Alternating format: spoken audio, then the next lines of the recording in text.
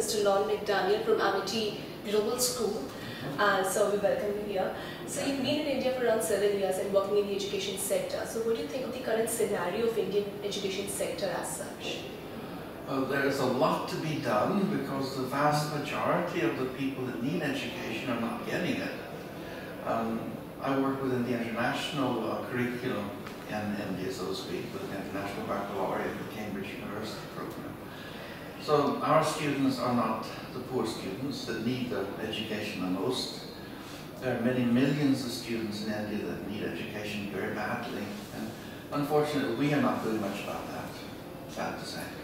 So, continue with that, as in what can be done to increase inclusiveness in education, especially in terms of fee structure or providing education to the remote areas? What needs to be done in that particular area? Well, I can't speak for my own sector because we cost so much. Yeah. We have exam boards to pay fees to and such like, so our costs will never be low enough so that ordinary people can afford to go to our schools. Although having said that, in Scandinavia, because I'm both American and Scandinavian, in Scandinavia there are virtually no private IB schools. They're all paid for by the taxpayers. So it doesn't matter how much money you make, it doesn't cost a penny to go to school in our schools, in the International Baccalaureate schools. They're the same as any other government-supported school. That would be nice if we could do that in India as well, but I think we're talking about 100 years from now. Sure, sir. And so these days, schools in India have been using technology in imparting education in schools and to students as such.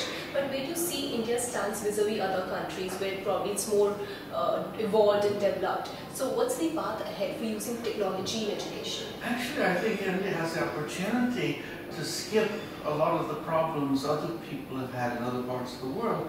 It's a little like going directly from no telephone to a mobile phone, skipping the landlines. Is what's happened in Africa, and also is happening in the countryside here. And in education, with technology, you can do the same thing here. Instead of going through all the steps of technology development, you can jump straight into a tablet computer like the Akash, for example. I've seen it demonstrated. It's a very simple tablet computer that isn't very expensive. And with that type of platform and with e-learning material based on the exam boards both in Hindi and in local languages, you can have education in the villages at a reasonable cost from masses of kids. And it can be so much fun for them with this relatively cheap technology that will allow them to have access to high-definition videos of science experiments or lectures from the university, and so many possibilities. So I think that's the direction we have to go in India, is to supply these relatively cheap tablets to schools in the countryside. And so over the years, the concept of schooling has also undergone a change. So do you think in such a dynamic and changing environment, the role of principal has also changed over the years in a school? Absolutely, yes, of course.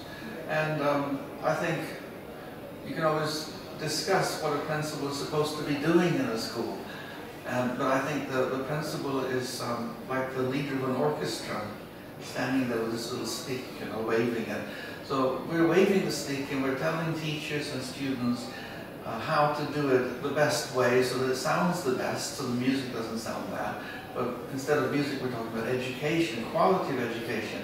We want the kids to enjoy their learning situation, and we want them to want to learn.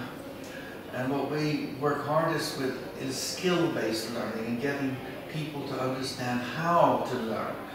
And I would even say more important is to make them want to learn. It's this eagerness, this thirst for knowledge that is basic for all education. Once you've awoken that thirst for knowledge in an individual, there's no stopping them. They'll keep learning no matter what. All right, so it was a pleasure having you here this Thank you so much. Bye.